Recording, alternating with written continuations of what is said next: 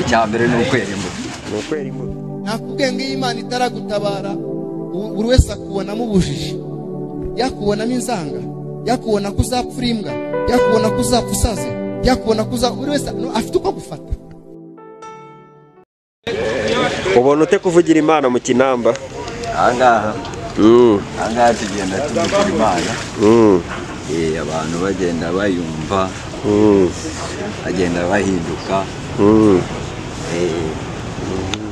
Kuko hano tugenda tuyamamaza rwose mu buryo bukomeye cyane. Sari imbogamizi muhura nazo nk'abakozi b'Imana bakora umurimo w'Imana muri aka kazi kanyu? Imbogamizi ntizabura.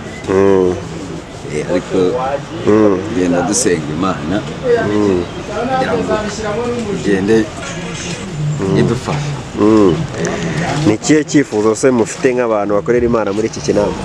Icyifuzo ko abantu benshi bahinduka bakamenya Imana. Ese ubu ni izihe strategy ukoresha nka mutumishi kugira ngo abantu bakizwe?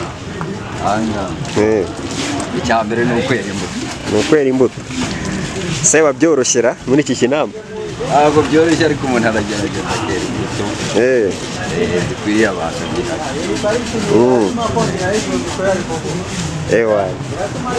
hanyuma n'icyo babwira none dukurikiye kuri televiziyo yacu?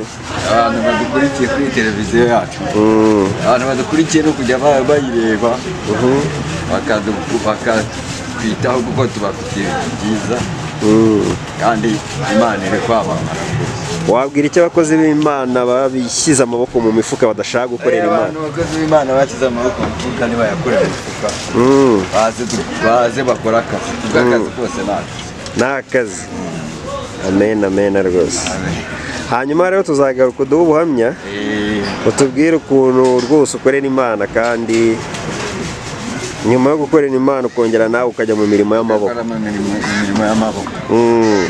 Uzagaruke tuguye tubaho ubuhamya, babwire imirimo n'ibitangaza by'Imana.